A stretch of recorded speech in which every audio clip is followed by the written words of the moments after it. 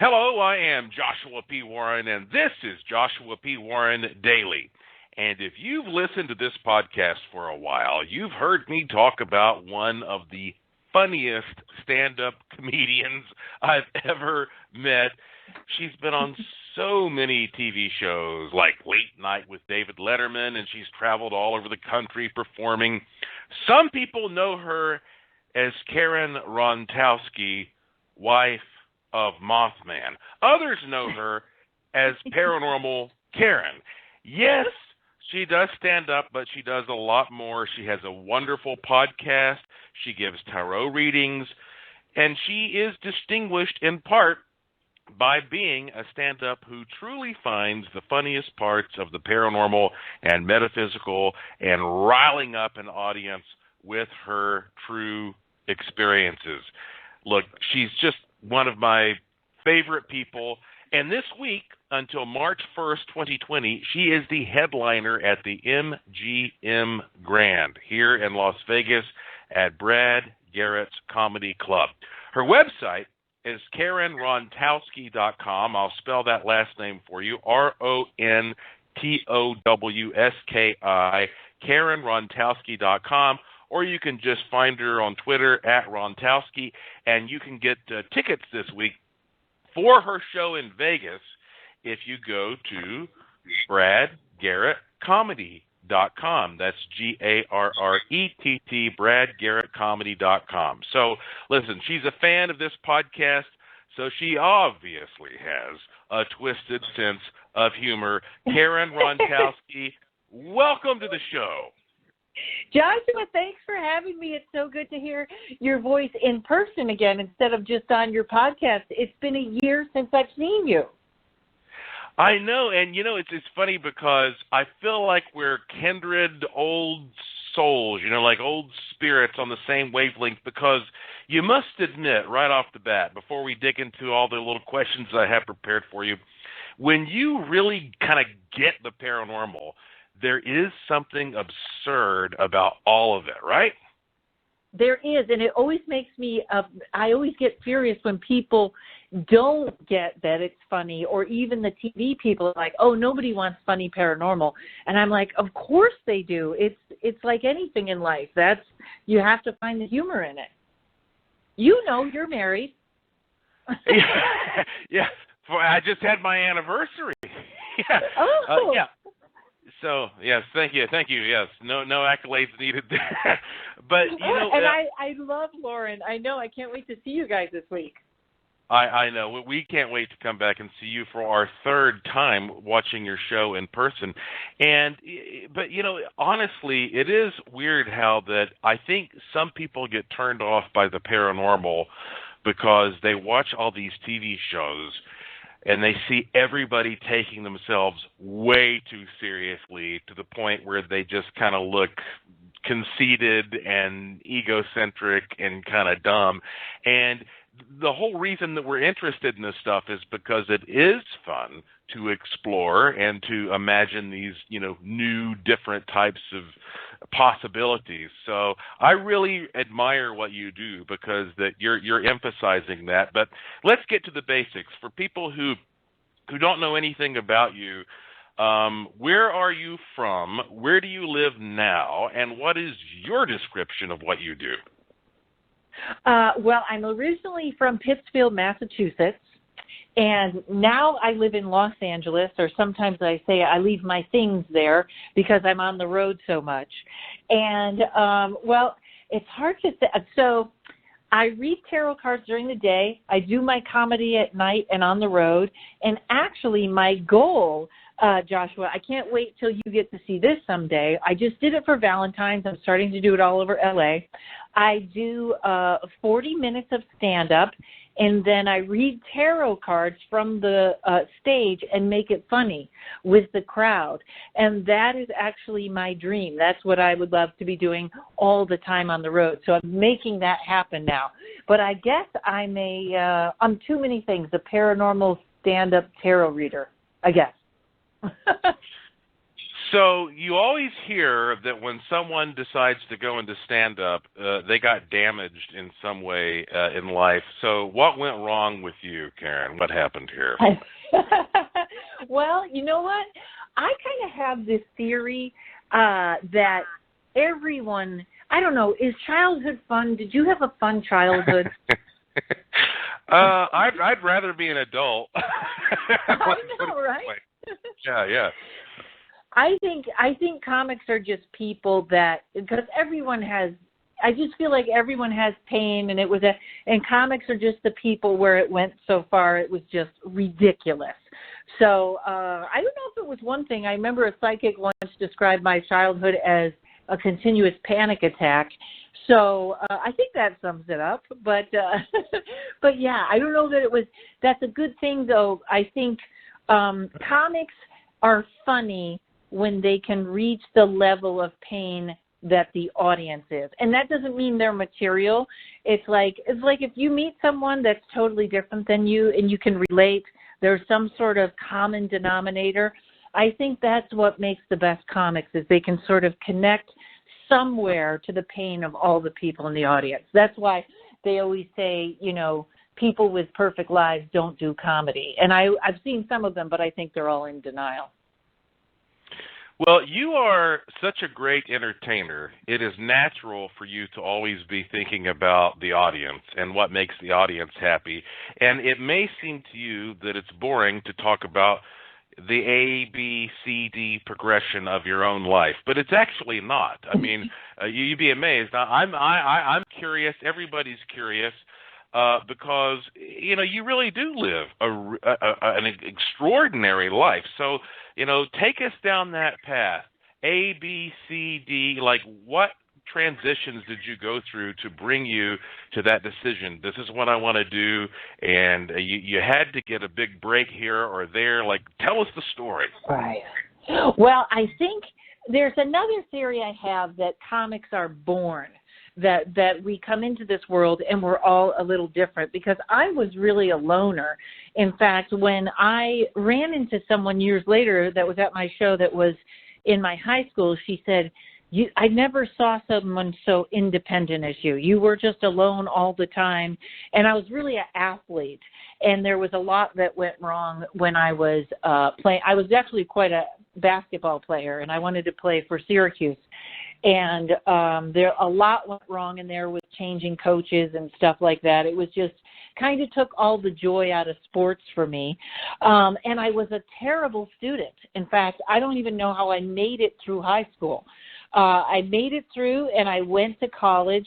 I'm dyslexic, but, when I was that age, nobody really knew what that was. They just kind of thought you were dumb. So I didn't do very well in high school.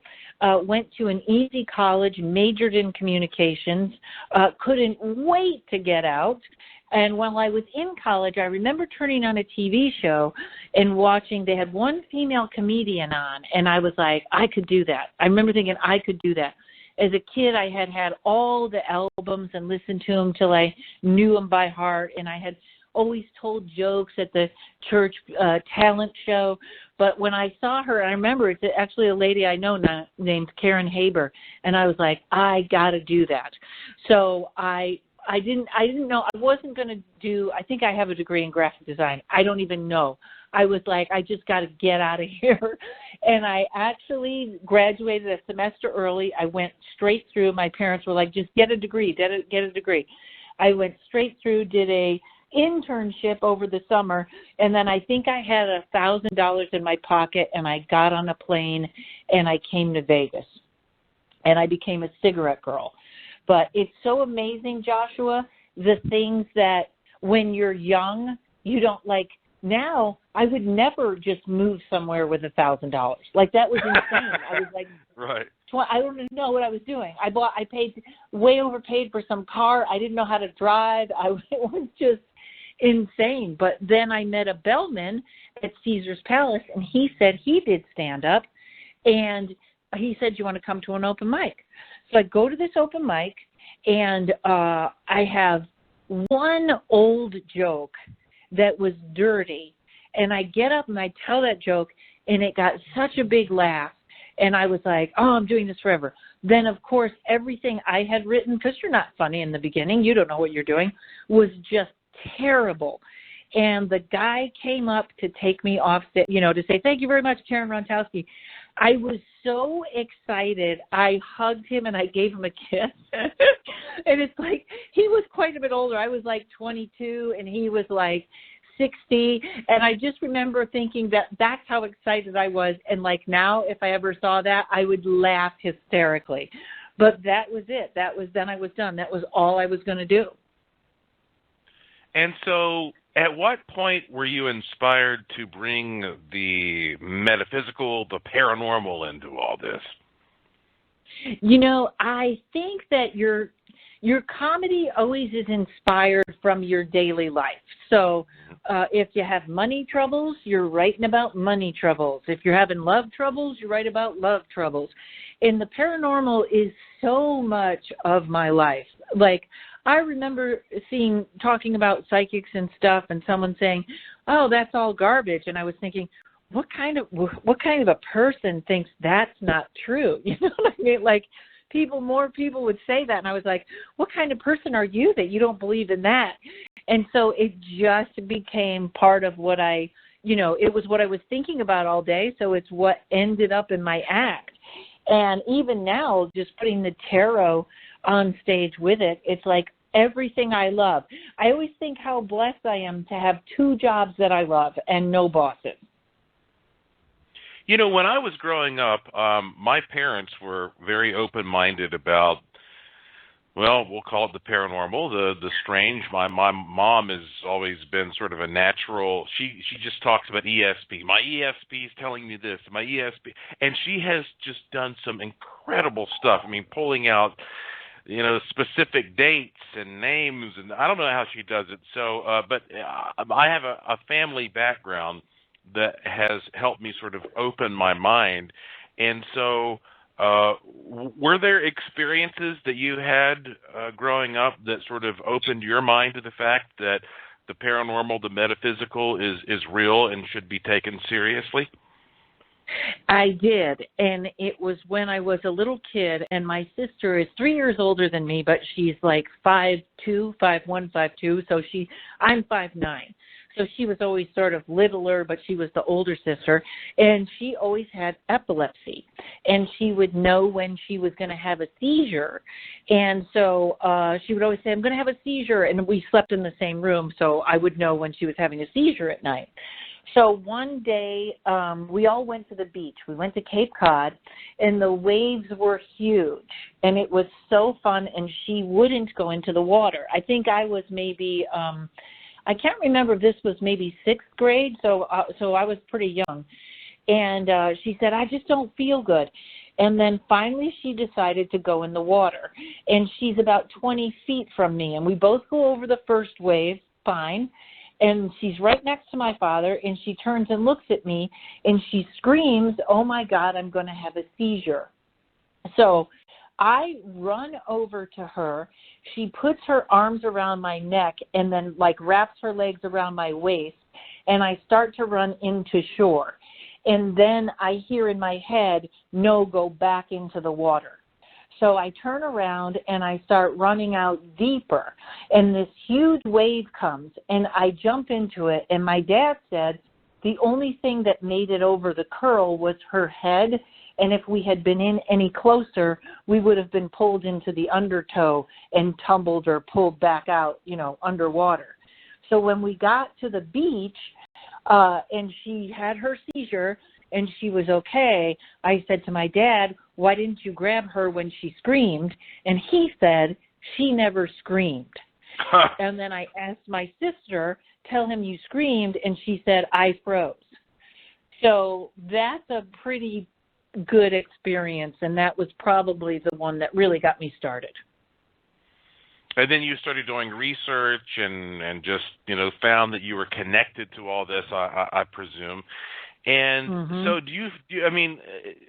I've always felt like that if you listen to the universe will speak to you, and it will guide you, and it will, you'll have synchronicities and signs that lead you. to what you're supposed to be doing. I mean, have you felt that way with the path that you've taken? Yeah, and you know what, Joshua, no more so than now. Like, when I started, I always studied tarot, and it was always just a fascination to me. And I think I started my tarot reading business, I think it was maybe 5 years ago. And I just said, 30 years a week on the road was too much. And I said, I think I can cut this in half, and I'll do this a little bit on the side. And it kind of exploded to now I kind of have 2 full-time jobs. But I feel like even the whole universe now, we use the phrase the veil is getting thinner, but I feel like right now this last year was a lot about my shadow side in my face. Like, what are you trying to control? What are you trying to do? And I'm just going with the flow now and really listening to my heart, which is also, some of these clubs I go to, maybe I'm a little getting aged out, or, there's so many comics. But now I'm on this path of I know exactly what I want to do. And it seems like every time I veer off the plan, it doesn't go right. And then when I just say, you know what do you want to do? Don't think about the money. Don't think about anything. You just do what you want to do, and everything goes right. In fact, I was laughing because this week, every time I say it, I'm getting a residual check from something. So I'm going to keep saying it all the time.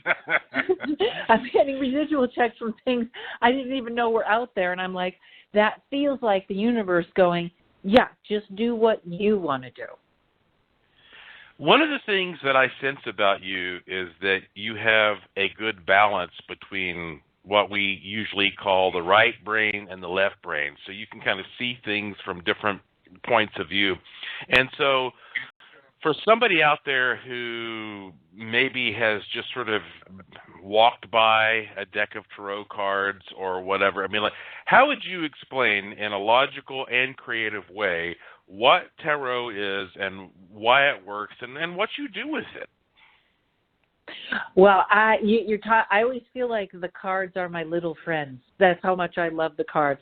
I would suggest someone especially if they were interested in tarot, to get a tarot reading in person. Like 90% of mine are on the phone, but I had the best teacher, and I would go to her for readings, and she would tell me these little tidbits about the cards. Well, this one means this, and this one means that, and you put these two together, and I just thought, this is a puzzle.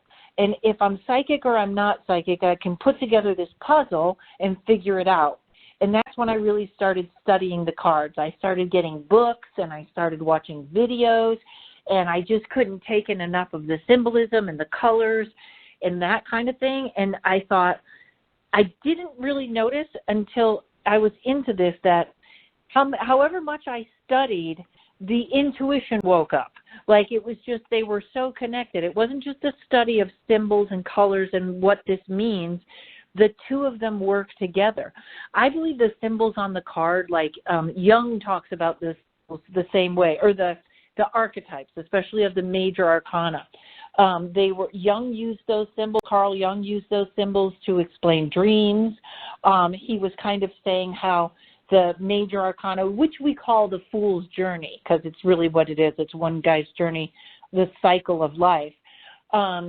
He said those are all in our subconscious. Those are just the archetypes that we all know, we're all familiar with. There's a famous book called The Writer's Journey, and it was written by a screenwriter, and he talks about how to write a screenplay, and it's literally the fool's journey. Like, when you know the fool's journey, it's all about every story ever told. It's the same as that. So you make all these connections, and you realize these are the cycles of life. These are the stages that we go through, and these are sort of just guidelines to help us. Because I'm sure you're like me. I don't think time is linear. I think it's lateral. Yes. Yes. and so let me ask you this. For thousands of years, philosophers have been debating freedom versus determinism.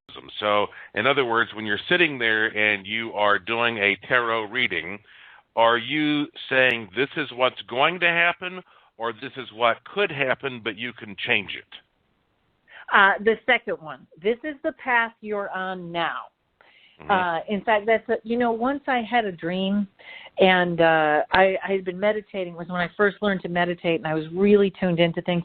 And I had a dream, and in the dream, the seashell rang, and I answered the seashell, and through it came a voice, and it said, "Hey, Karen, this is God. Did you have something you wanted to ask me?" And I asked something silly. I can't remember what I asked because it was a dream. And then he said, "Are you sure that's all you want to ask me?" And I said, "Well, here's the question." I said, "Is everything fate, or is it how much work we put in? Because I'm working very hard and I would really like to just watch TV." And I remember hearing this laughter through the seashell that went on forever. And then finally the voice came back and he said, "You pick." And I was like, oh, that's such a God answer. You pick. But, recently I've been studying a lot of UFO stuff, and I kind of I really think that there's different timelines and that they're all splitting. So we are choosing the timeline that we go on. I know I'm jumping around, Joshua, but I know your listeners can follow it because they listen to you, and so they know all this stuff. But I really think we are in control and we have choices. I do think that we're all pushed sort of, it just is how society is. They push us all to do this stuff. They push us all the same way. They want us all to be the same, whether that's the government or whoever you want to call it, the Illuminati, whatever. They want us all in line. They want us all afraid. It's like on my podcast, I can't tell you how many emails I get. I'm sure you get the same, of people that love the podcast because they can't talk about it where they live. They can't talk about the paranormal or the metaphysical. Their friends and family will think they're insane. And it's like, how come we're all so pushed to sort of fit into that same category? Am I making any sense at all? You definitely are. I have some good questions, but let's pause for a moment. How can people find your podcast? It's Paranormal Karen. They can find it wherever podcasts are, and iTunes, or it's on Google. If you Google it, you'll find it. It's on Apple iTunes. It's on iHeartRadio. It's all over the place, and and they can listen to the Joshua P. Warren episode. That's a great episode. Oh, the best, right? That's the one that gets all the 5 out of 5 stars. It does. So okay. Destiny and fate. Boy, all right. So if you can choose, like you were just saying, you pick, well, then I guess what that really means is there is no such thing as destiny and fate unless you choose to believe that that's the path. I mean, I know there are scientists who might be listening to this like, good Lord, how many mushrooms have these people eaten tonight? Because, you can't jump off a cliff and fly like Superman. That's not going to happen. You're not going to live forever like a vampire. I mean, but I mean, it almost seems like there's a point somewhere in there that we're all searching for, where we have to think there is a fate and a destiny of some kind that's unavoidable, but then there are all these choices that you can make, and we're trying to find that sweet spot. I mean, how do you feel about that as a person who does the work that you do? That I feel like there's sort of bullet points in your life. There's karmic things, like you were supposed to meet Lauren, and there's probably some sort of synchronized or story about that, how you were supposed to meet her. And let's say you met her at a nightclub and you had made the choice not to go to that nightclub that night, then I believe you would have bumped into her in the grocery store. So in other words, certain things are meant to be, or certain choices. Like, people always ask me when they're going to meet the one. And I think there's 5. You may get the first one or the second one, but you know what I mean? This whole pressure that there's only one. I only have one match. I think that's I think there actually are more choices, but I definitely see what you mean. Like, I think there are bullet points, like you were supposed to meet this person, or you're supposed to be in this area at that time. And I think that is like, you have your choice, but your guides or your angels, and like you said, when you're listening to the flow, you're going to land where you're supposed to be. So for on my anniversary, I should say, Lauren, thank God you were the 5. Like, the first 4 different. I can't help but, you're a comedian, so I have to try my best. Yeah. Exactly. All right. So, but let's look at your actual physical routine. I mean, like I don't know if there is such a thing as a typical day for you, because I mean, you're traveling all the time. And when you walk into an establishment, it's a different ball game every single time. That's got to be super stressful. Like, tell me, what is a quote-unquote typical day like for Paranormal Karen? Well, a typical day, especially if I'm in Los Angeles, I get up in the morning and I write and I meditate, and then I ride my bike to yoga, and then ride my bike home, and then I do 3 to 4 readings, and then I go out to a show. And that is that's kind of a typical night. When I need a rest, people won't believe this, but some of my favorite days, I just turn off the phone all day and I clean my house. And that's actually rest for me. But my life is pretty exciting. The comedy is, it's funny because people always think the comedy is scary, but after you do it for a while, you really get, you get used to that there's going to be good shows and bad shows, and the more you do it, the fewer bad shows there are. And I think that it's kind of why comedians tend to bond together. Like, we really, in L.A., comedians are really kind of their own thing, and everybody's sort of like, yeah, they're all a little weird. And I've sort of had this saying in L.A. that my friends always agree with, is I'd rather hang out with a comic I don't like than a civilian I do, because they kind of get it. We're all sort of the same thought pattern, and you can have a crappy show and go, oh, my God, that was awful, and the other person will know exactly what you're talking about. So we're all a little different. Comedians are a little different. But that's really a typical day. Other than that, it's a lot of travel, and it's a lot, like you said, a lot of different audiences. I did a show at a nudist colony once. So I've done shows on the back of trucks. I've done shows. I opened for Ray Charles. Like, it's kind of an exciting life. So I don't know if there is a typical day. Oddly enough, over the past couple years, I have had more and more comedic energy come into my life, and I've always done comedic stuff. I won't get into that, but just recently, I mean, I'll give you some examples. I was invited last year to go do an investigation at the Comedy Store, which is very haunted there in Los Angeles, and I made some really good friends there. Stephen Randolph and Chelsea Skidmore, and they're married, and they are both stand-ups, and they work there, and then also Rob Riggle, who was on Saturday Night Live, and he was in the movie The Hangover.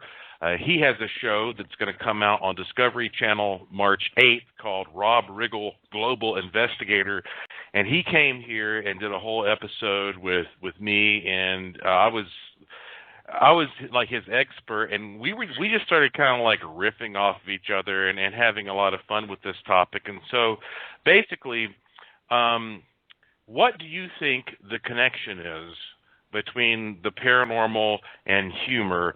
And then I'm going to ask you an even more basic question. Well, let's start with that one.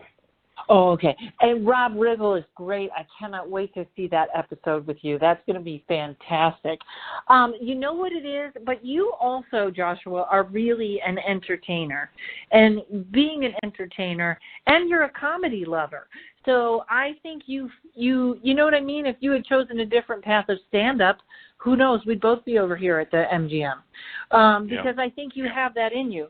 But it's also an unending curiosity.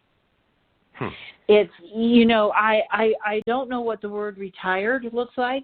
I don't Mhm. know, it's constantly wanting to know why and wanting to know more and always having that innocence to go, what happened over there? Instead of sort of, another thing, you're like me, it's like, I don't want to watch. Everybody was like, well, are you a cheerleader? Were you a cheerleader? No, I played the game. I wanted to play in the game. And I think that's sort of that paranormal, it's a never-ending game. We're never going to meet the finish line. And I think that's what kind of makes it so kind of joyful. Even if it's a dark topic sometimes, it's really so fascinating that there's always another day with another curiosity. That makes perfect sense. I mean, you're right. I mean, that is probably where the two come together and meet. And so here's the more basic question. What is humor? That's interesting because humor is so subjective. Yeah. I think it's either it's funny because there's 7 jokes. Have you ever heard that saying? I don't even 7. I have. 7. Yeah. Yeah, and there literally are 7 joke formulas. And as you keep going with being a comedian, you learn them and they become a part of your brain. And that's how your brain starts to think. But even within that formula, you can write the perfect formulated joke and not have it work. And then you write one that you feel like is sloppy and everyone laughs at it. So what is humor? I think it's just it's really weird. My brain just, maybe that was the flow.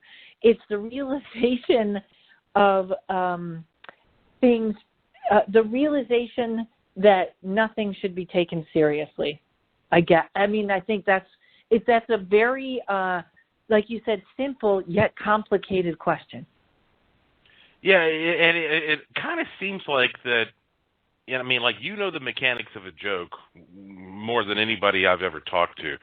Does somebody always have to pay for it? Do you always have to have the guy who slips on the banana pill in some form for something to be funny? I just don't. To me, I'm not saying that I have an agenda behind this question. I've always felt that humor is one of the most mysterious things that humans deal with. Yeah, it's every joke has a victim, and usually you punch up. So with that, like sometimes the victim is yourself. It can be self-deprecating. Sometimes the victim is just ignorance. But it's very interesting. George Carlin was once on stage, and he was doing great, and the crowd was going nuts.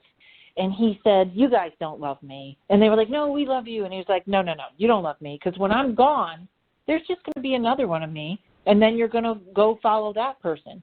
And he said, listen, even if the whole world is blown up and there's 6 people left, the minute they start rebuilding, one of them is going to go, that's not right.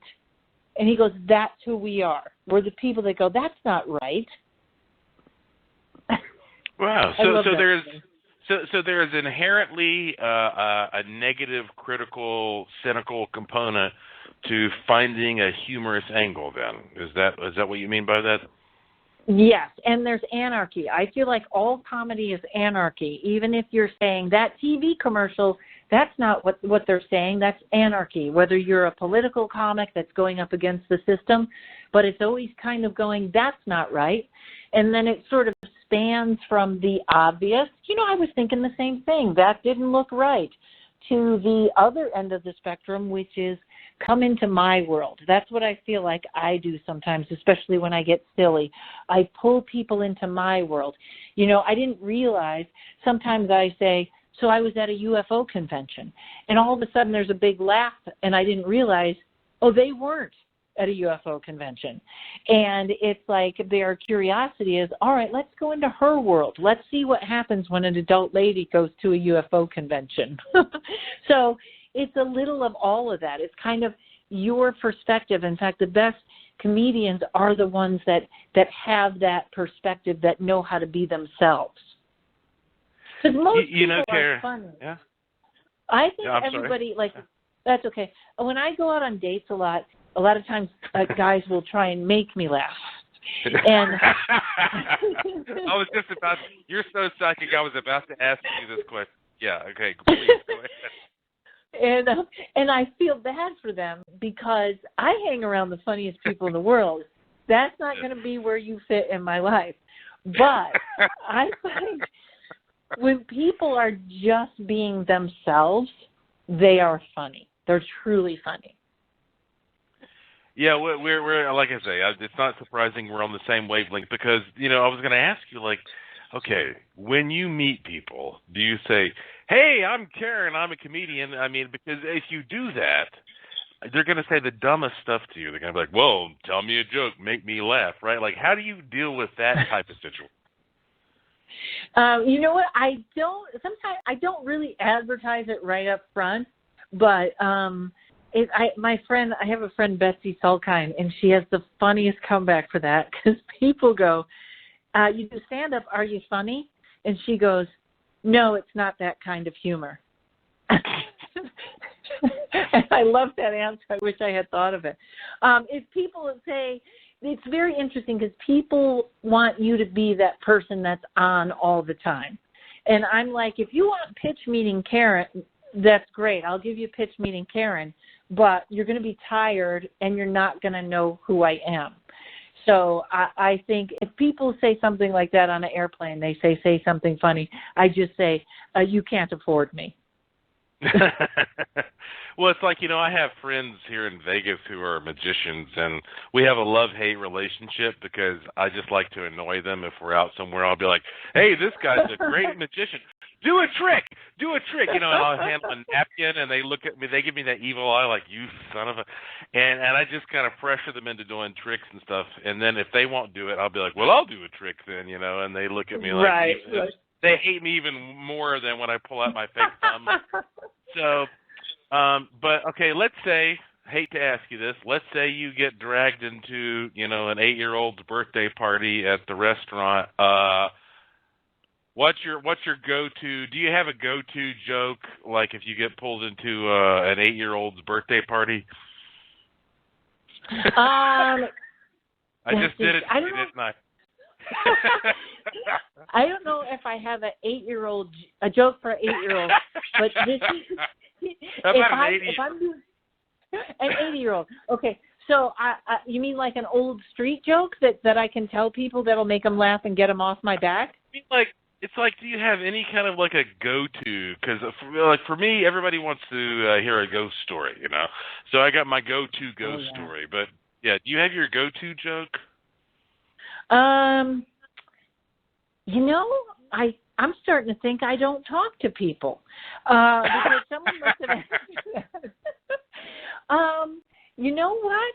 I can't think of one. Like just in-person jokes are very hard because it's sort of you're putting the pressure on them to laugh.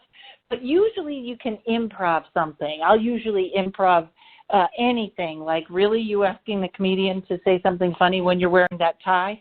Or, you know what I mean? Like something like I would point it right at them and just kind of riff on that. But I can't remember. I don't really tell a joke from my act. But that was kind of the old thing. We always said, don't tell anyone you're a comedian. In fact, I used to, on my business card, it just used to say Karen Rontowski, President of the United States. That's all it said on it.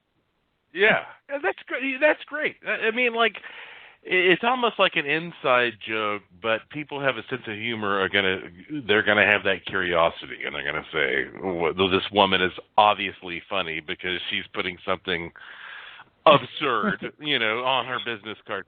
And Karen, I could talk to you all night long, but honestly, as we record this, your show's going to start in like 2 hours. So I mean, you've really done a favor for me to even come on this podcast and record this. So before we officially have to wrap this up, I want you to please tell everybody listening anything you want about what you're doing, how to find you all over the net, all over the world. So the floor is yours. Well, first of all, thank you, Joshua, and I always love talking to you and hanging out with you. I can't wait to see you this week, and the lovely Lauren. Everybody, you can find me. I actually enjoy my Instagram, at Rontowski, Rontowski. But you can go to KarenRontowski.com or ParanormalKaren.com. They all lead to my website, and you can, there's a subscribe button. I only send out an email about once every 2 months, but there you can find my comedy, or whether you want a tarot reading, or, but Instagram is really the best. I post all my dates there. I put up maybe 5 or 6 jokes a week. And, put in Rontowski. There are no longer any more Rontowskis. I'm it. You will find me, and that's all you need. Well, Karen, the clock has got us. You are a very busy lady, but I want you to know that Lauren and I sincerely love the work that you do. You're a fascinating lady. I love your outlook on the world.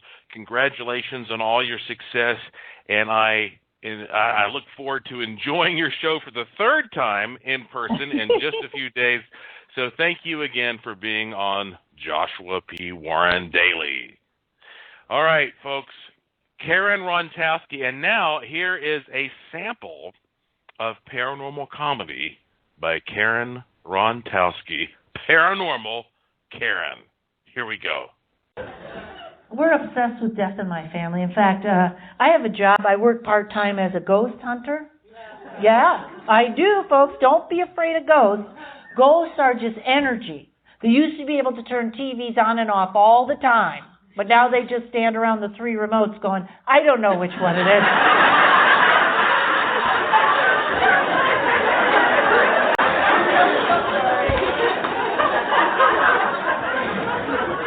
And don't ever use a Ouija board. Ouija boards are bad. Someone told me a Ouija board will scream if you burn it. But I found out that's only true if you light it on fire while it's still in your friend's lap. It is. Ouija boards are terrible.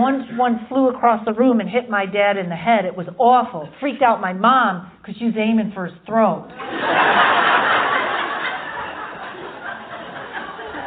And every place I go, people call me. They go, Karen, you got to go to this hotel. There's haunted by a woman that died in her wedding dress in the bathtub. Karen, you got to go to this train station. It's haunted by a woman that jumped in front of the train in her wedding dress. Karen, you got to go to this shop. It's haunted by a woman trying to buy a wedding dress. Ladies, do we need more reasons not to get married? Here's a call I never get. Karen, you got to help us. Our house is haunted by the ghost of a single woman that had a great career and no kids.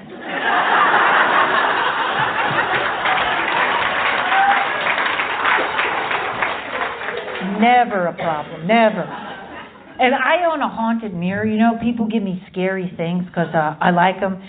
This is a real, it looks like it stands on its own, looks like it's in a Hitchcock movie.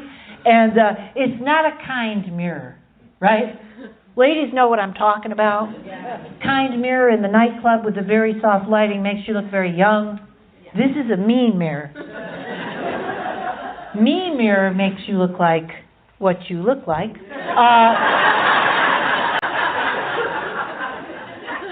So I don't like the mean mirror. I push it over to the side. A friend of mine comes over. She's a medium and alcoholic.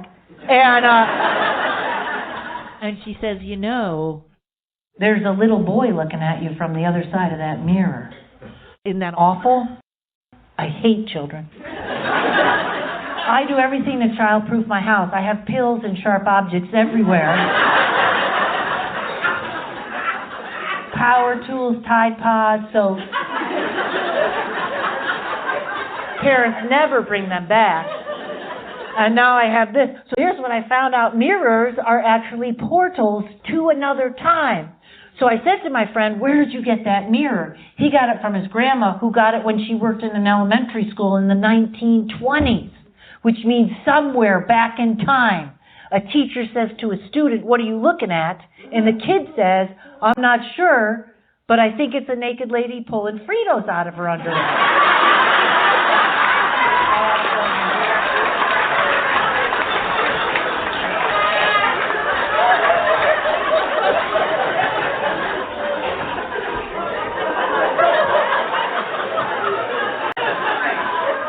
And people come up to me all the time and they say, Karen, can you teach me how to ghost hunt? And I tell them, it's very easy. You go to a haunted place and you turn on a tape recorder and you have the same conversation that married people have during sex. You say, could you make some noise so I know you're here? And do you feel anything? And a very cold presence has entered the room. Thank you very much, Binghamton.